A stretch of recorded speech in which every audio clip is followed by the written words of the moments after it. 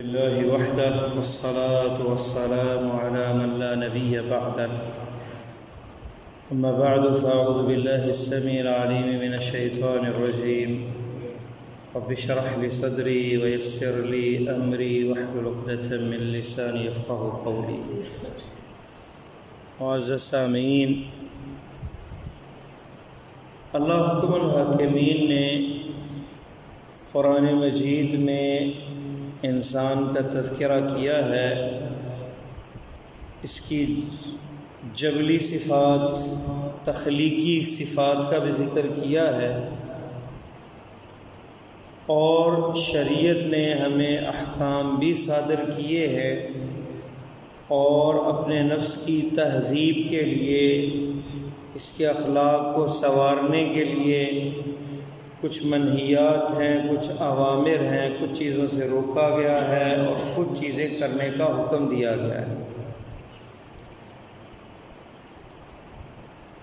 انہی صفات کے تناظر میں ایک مقام پہ اللہ تعالیٰ فرماتے ہیں فَأَمَّا الْإِنسَانُ إِذَا مَا ابْتَلَاهُ رَبُّهُ فَأَكْرَمَهُ وَنَعَّمَهُ فَيَقُولُ رَبِّي أَكْرَمَنِ۔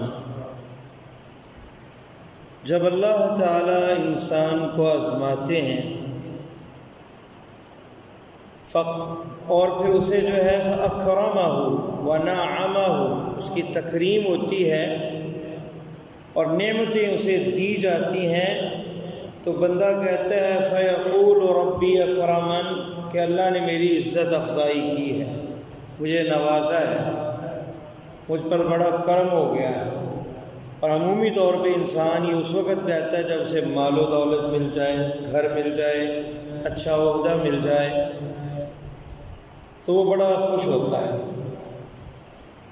اور اس کے برعکس فَأَمَّا إِذَا مَا ابْتَلَاهُ رَبُّهُ، اور اس کے برعکس دوسری ابتلا جو ہے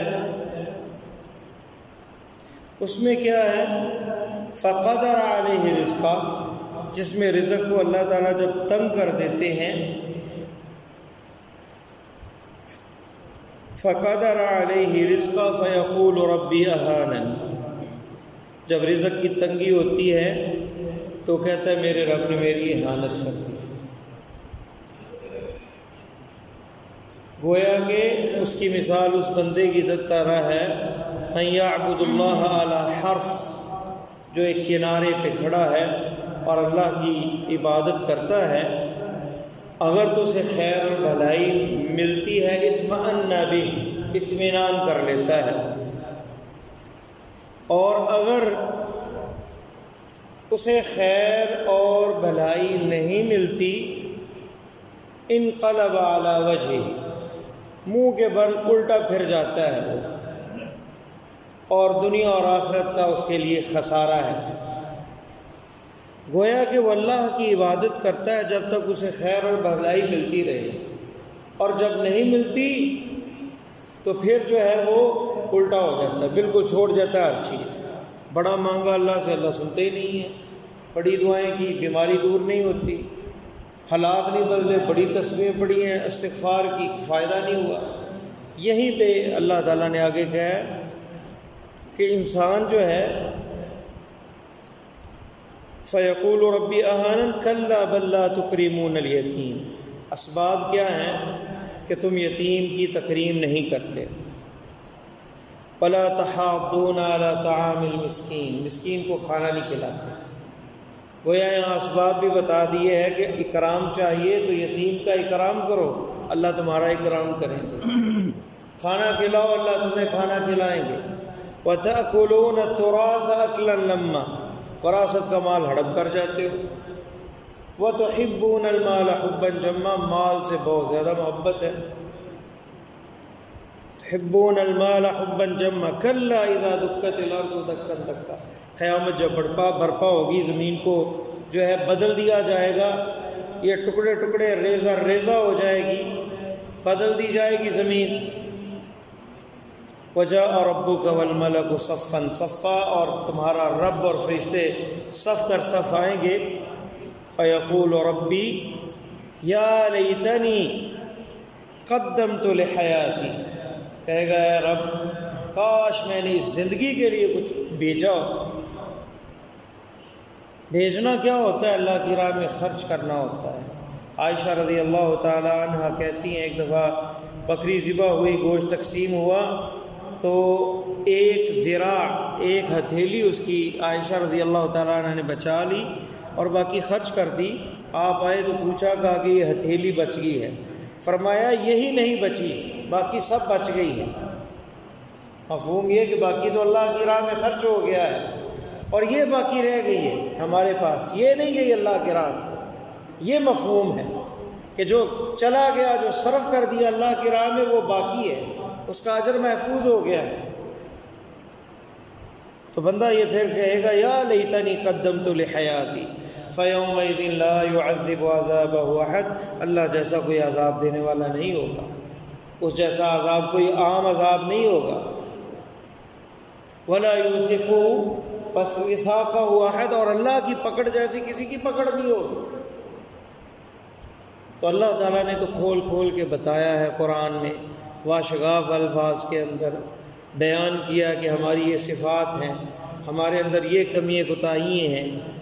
انسان ظلوماً جہولا، جہالت بھی ہے، ظالم بھی ہے، مال سے محبت کرنے والا بھی ہے۔ بل تحبون المال حبا جما، کہا تو کہیں کہا بل تؤثرون الحیات الدنیا، تم دنیا کی زندگی کو ترجیح دیتے ہو۔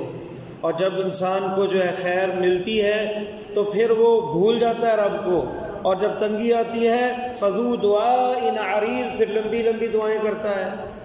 آپ نے دیکھا ہوگا جناب فلاں کا جو ہے نا ٹیسٹ ہوا اور اسے جو ہے نا ہیپاٹائٹس سی ہے یا بی ہے، اور اسے خطرہ ہوا کہ شاید اب موت آ جائے، برا حال ہو گیا، تو پہلے وہ نماز بھی نہیں پڑھتا تھا، اب نماز پڑھتا ہے، لمبی لمبی دعائیں اس کے بعد۔ پھر اس کا جب وہ ٹھیک ہو گیا جناب وہ مسجد سے غائب ہو گیا، نظر ہی نہیں آ رہا۔ تو انسان کی صورتحال یہ ہے، لیکن میزان اور عدل پہ رکھنا ہے، انسان نے اپنے آپ کو سنوارنا ہے، اور اس حقیقت کو پہچاننے کے لیے قرآن کا مطالعہ کرنا ہے۔